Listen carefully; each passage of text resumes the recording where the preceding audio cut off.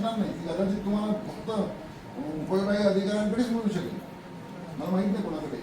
आमच्याकडे आहे, आम्हाला कोणाला द्यायला अधिकार पण नाही. आम्ही फक्त त्यांचे कार्य त्यांच्यासाठी प्रश्न लक्षात घ्या, आम्ही पे करून घेतली. आपल्याला हा विचार करा की जमीन उपलब्ध किती आहे त्याची. माझ्या सांगण्याचा उद्देश हा आहे की जरी 500 हेक्टर जमीन उपलब्ध दिसली तर ती कागदावर उपलब्ध असेल. प्रत्यक्षामध्ये त्या 500 हेक्टरपैकी 5-25 हेक्टर तरी जागा प्रत्यक्षामध्ये उपलब्ध असेल का, की ती वहिवाटीमध्ये गेलेली असेल, अतिक्रमणामध्ये, पूर्वीच्या अतिक्रमणामध्ये, आणि आता वन अधिकाराखाली गेलेली असेल, याची काही आपल्याकडे जर माहिती नसेल तर तुम्ही कुठेही मिटिंग घ्या, पंतप्रधानांकडे जरी घेतली तरी याचं सोल्युशन नाही निघणार. चव्हाण सर, याचं मला असं वाटतं की पहिल्यांदा अभ्यास करू, त्याचा अभ्यास करतो. काय करेल आता, त्याचा अभ्यासच करायचा असेल तर आपण आता आज आढावा तरी काय घ्यायला.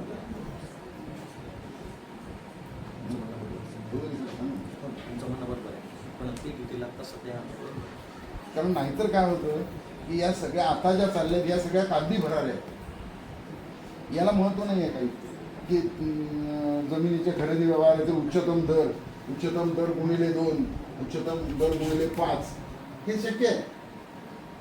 पैसा आणता येईल तुम्हाला.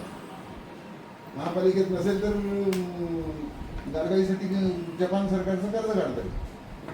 तुम्हाला शहरं बांधायला कोणीही पैसे देईल, जागा कुठून आणणार. ठीक आहे, जपान आणि आफ्रिकेतून नाही आणता येणार ना, इथलीच जागा आहे तुमची. काय करणार सांगा. कारण हे जे आहे हे आपण आपल्या बांगरदारांसमोर मांडा की ही वस्तू, ही मुख्यमंत्र्यांसमोर मांडा ही वस्तू की 2013चा पुनर्वसनाचा कायदा आहे, त्या कायद्याला जोपर्यंत कायदा संसद बदलत नाही तोपर्यंत तो आहे. तो बदलला तर प्रश्न येणार नाही. तर मग त्या कायद्याच्या अंमलबजावणीच्या अनुषंगाने एन्व्हायरमेंट असेसमेंटचा आपण आता असं बघू. आणि ही जी पर्यायी जमीन आहे, ही पर्यायी जमीन जोपर्यंत उपलब्ध होत नाही तोपर्यंत आपल्याला पुढे पाऊल टाकता येणार नाही. मग होणारा खर्च जो काही आता असेल, आपण आणला असेल, केला असेल, बोर मारायचा असेल, आणखी काही असेल, मला काही माहीत नाही, आपण काही जागेवर गेलेलो नाही. आणि आता मला असं वाटत नाही परिस्थिती आहे गावाला जागेवर येऊन बघायची. पण तुम्ही जो काही खर्च केलेला असेल तो खर्च हा पब्लिक फंड आहे, लोकांचा पैसा आहे. तो अशा अपुऱ्या अवस्थेमध्ये याची काही खातरजमा न करता करणं हे काही पैसा खर्च नाही. हे योग्य आहे का याचा तुम्ही विचार करा, मला माहिती नाही. त्याप्रमाणे मुंबई महापालिकेची बॉडी विचारली,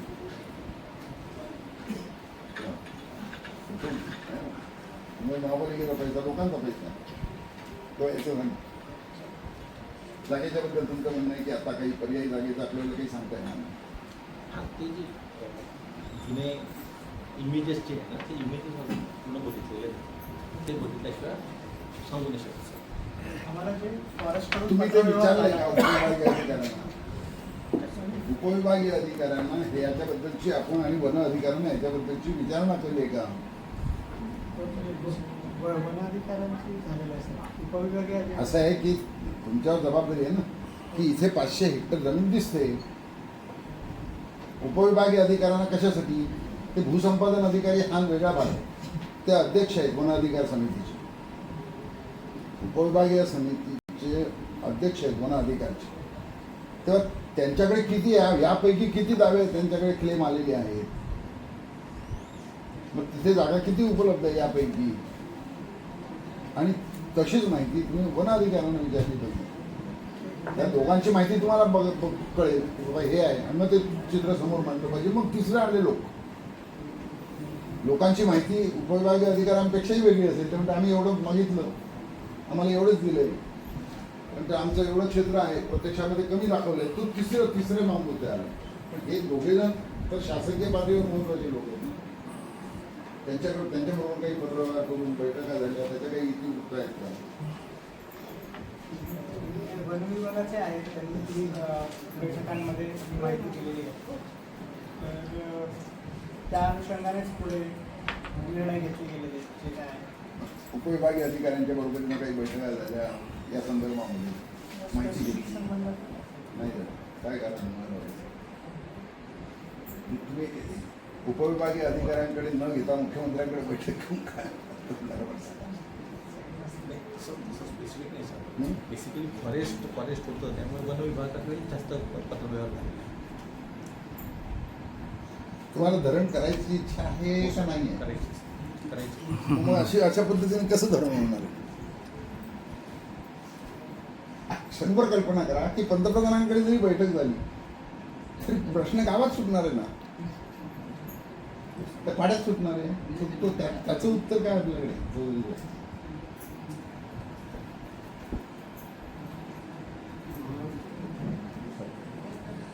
का हो सांगा PCM साहेब. जाणारी जमीन पण तुमची आहे, देणारी जमीन पण तुमची आहे. हो. तेव्हा सांगा तुम्ही आमचे मुख्य मालक आहात. सांगा काय परिस्थिती? म्हणजे आता जे मागची जी मीटिंग झाली होती मुख्यमंत्री साहेबांची त्यामध्ये असं सूचना होत्या की मीटिंग मध्ये काय झालं नका सांगा. ते फार तुम्ही मिनिट्स वाचून पण बोलू. हां जागेवर काय परिस्थिती आहे म्हणून? जागेवर आता सरसे ते क्षेत्र जे आहे देवळीचं जे म्हणतायत 500, 7, 8, 9, 10 कंपार्टमेंट ते पूर्ण क्षेत्र FDCMला वर आहे. तर ते FDCMच्या ताब्यात आहे. तुम्ही वन विभागाचे हो. ABCMचे आलेच का? नाही. वन्यजीवचे परळे RFO आणि फॉरेस्ट.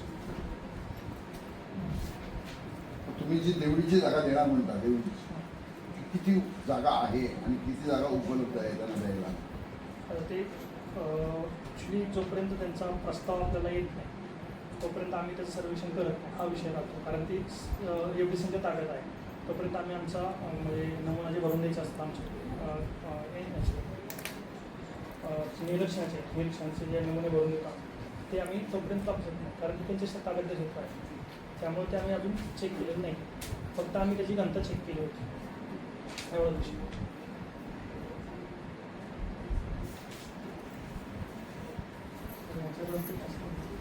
रिहॅबिलिटेशन आणि सगळं प्लॅन म्हणजे पुनर्वसनाचा जो विषय त्याच्यात फॉरेस्टच हे केस दाखल करणार. काय केले? फॉरेस्टच प्रस्ताव देणार आहे. फॉरेस्ट म्हणजे वाईल्डलाईफकडून फॉरेस्टला तो प्रस्ताव जाईल. म्हणजे वाईल्डलाईफ फॉरेस्ट वन्यजीवकडून प्रादेशिकला तो प्रस्ताव जाणार.